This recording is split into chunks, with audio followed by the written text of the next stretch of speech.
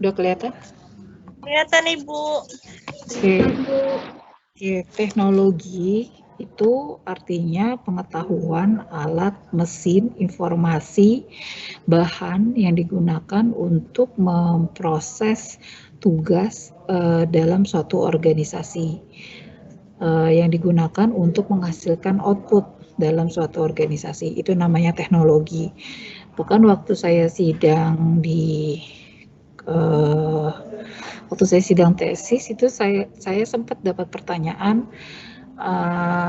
teknologi itu sama nggak, teknologi organisasi, teknologi unit di suatu organisasi itu sama atau tidak dengan IT? Itu saya dapat pertanyaan itu. Nah, waktu itu saya jawab sama, tetapi ternyata salah jawabannya. Jadi ternyata teknologi unit itu berbeda dengan IT. IT, teknologi unit itu teknologi unit. Jadi itu bedakan. Berbeda antara gajah dengan kandang gajah. Itulah bedanya. Gitu ya. Jadi jangan samakan teknologi unit dengan IT. Di sini konteksnya berbeda. Nah, para ahli itu mendefinisikan level dari teknologi itu ada 3. Yang pertama ada core teknologi atau organisasi, organisasi teknologi. Kemudian ada teknologi unit atau departemen teknologi, ada independent relationship. Nah, kalau organization teknologi itu dia mencakup lebih luas satu organisasi. Sedangkan kalau teknologi unit hanya dipakai di unit itu sendiri. Dan independent relationship itu hubungan antara unit. Teknologi apa yang dipakai antar unit. Itu namanya interdependent relationship. Nah, ini kita membagi 3 level teknologi seperti ini. Teknologi di dalam organisasi ya, bukan IT. Gitu ya. Nah, poinnya lagi di sini yang nanti jadi tugas di kuis kedua adalah kita meneliti ini, Departemen Teknologi atau Teknologi Unit.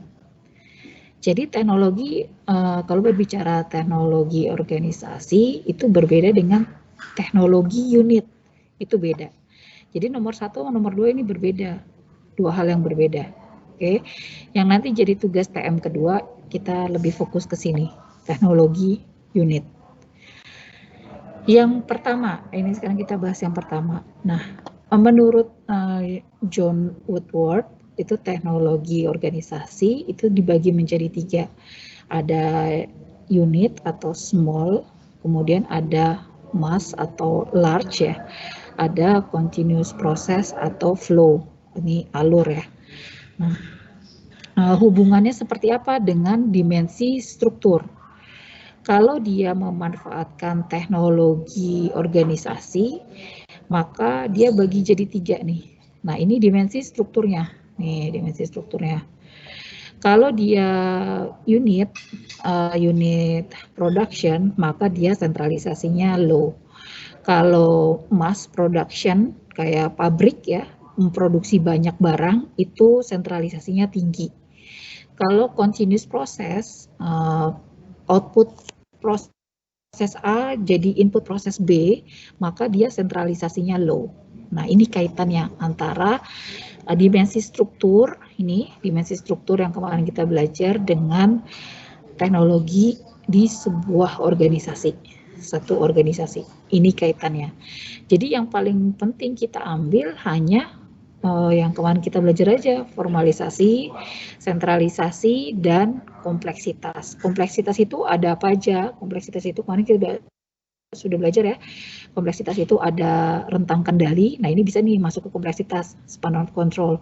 Komunikasi itu bisa, koordinasi itu bisa masuk ke kompleksitas. Worker skill level itu bisa ke kompleksitas. Nah, itu diferensiasi ya. Itu masuk ke worker skill level, diferensiasi. Itu masuk ke sini. Nah, itu masuk ke kompleksitas. Jadi 3 dimensi itu aja yang terkait struktur yang bisa kita analisis. Ini kaitannya dengan teknologi organisasi. Kemudian yang nah ini ya, apa kaitannya teknologi organisasi itu dengan desain? Kalau dia tipenya unit atau small batch, maka desain organisasi yang digunakan itu lebih cocok ke organik. Kalau dia mass atau large ya, produksinya banyak, itu lebih ke mekanistik atau birokratis. Tapi kalau lebih mengandalkan alur yang saling dependent, saling berhubungan, itu lebih cocok pakai desain yang organik struktur.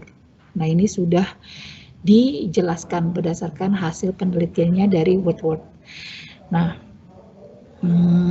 ini ya, kalau kita lihat ya, kalau kita lihat matriksnya itu bisa digambarkan seperti ini. Ini enggak terlalu itu ya. Nah, ini saya ini juga enggak terlalu ini. Nah,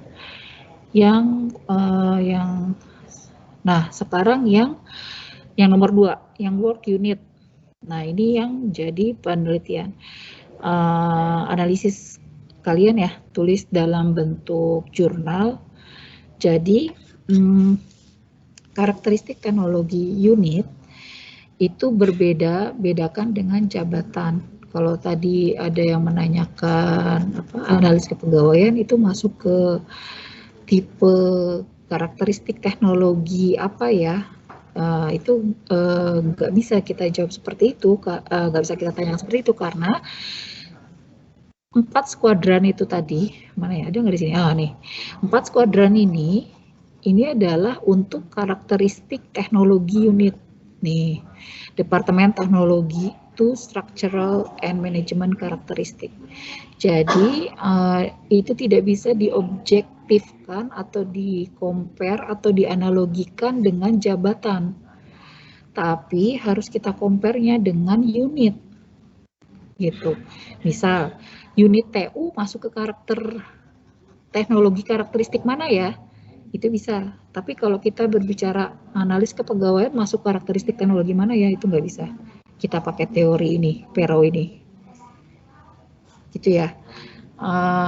Kalau unit itu, kalau biar lebih mudah, kalian bisa ambil sampel unit eselon 4 di kalian. Kalau seandainya eselon 2 susah ya.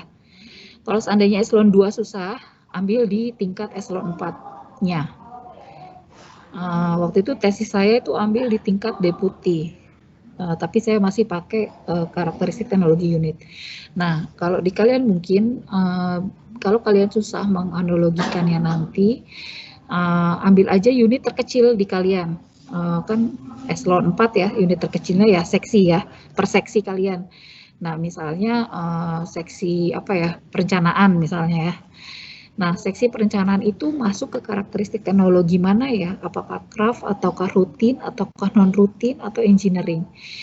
Melihatnya dari unit, bukan dari jabatan-jabatan yang ada dalam unit itu, bukan.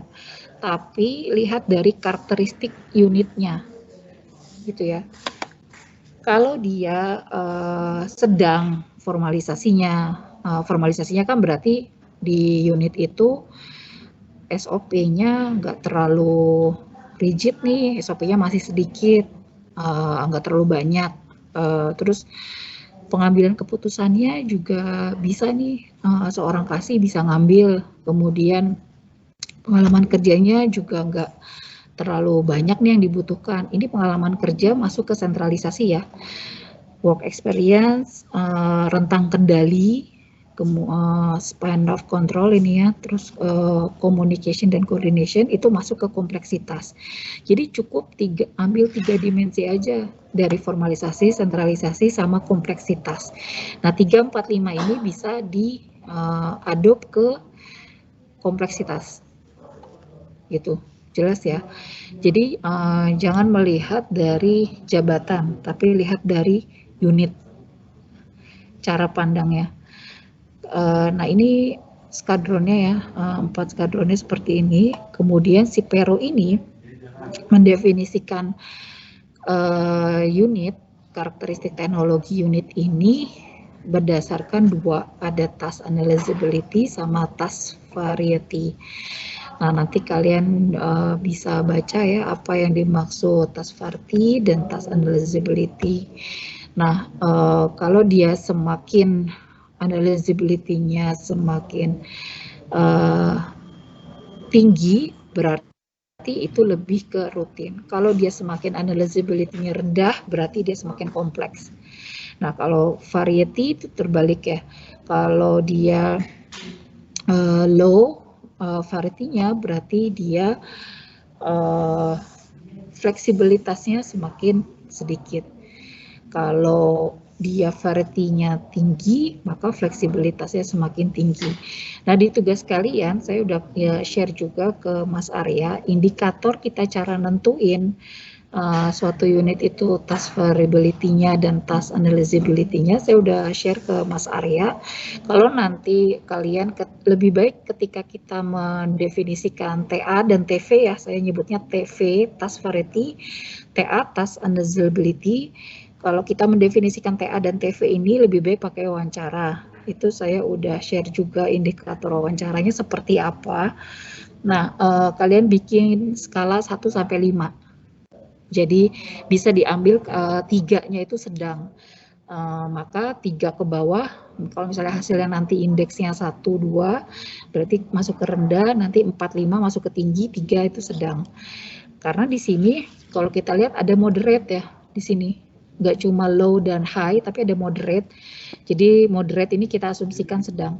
Gitu. Dilihat nanti dari hasil wawancaranya untuk mendefinisikan apakah suatu unit itu masuk ke skuadron yang mana.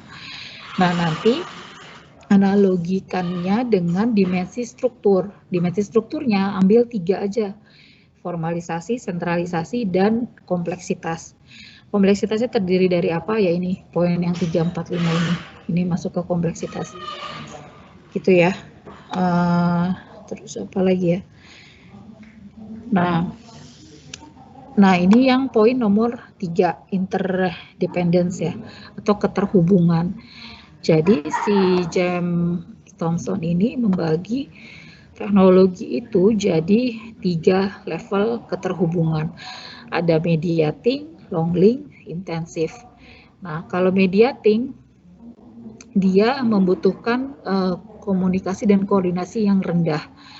Itu tipe koordinasinya bisa ke struktur yang divisional atau struktur fungsi ya. Kita kan udah belajar ya struktur fungsi, fungsional, terus kemudian prioritasnya itu juga cenderung rendah gitu. Itu kalau yang mediating karena dia ngepul di satu tempat ya masing-masing sehingga ini bisa menghasilkan output masing-masing dan tidak terhubung antar output ini mediating.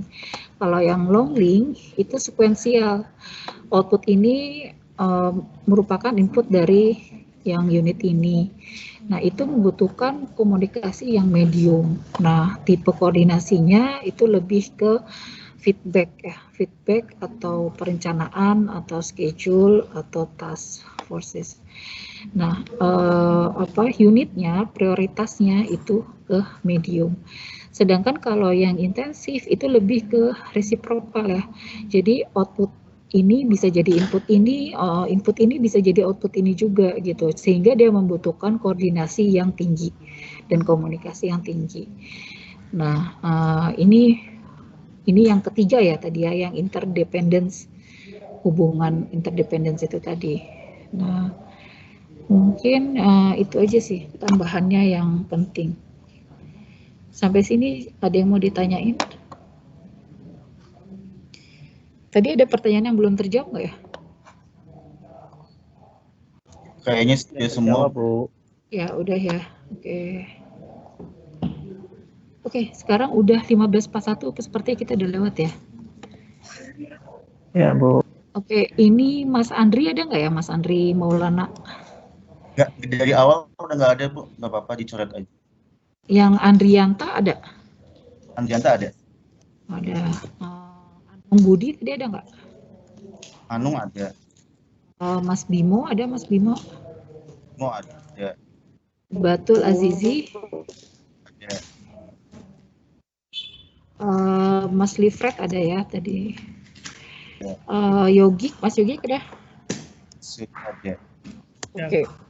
Oke. Saya rasa cukup sekian.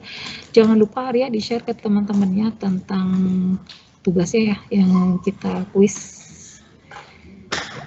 Oke. Nah, tolong lihatnya dari minimal eselon 4-nya ya, unit karakteristik teknologi unit, namanya juga unit gitu ya.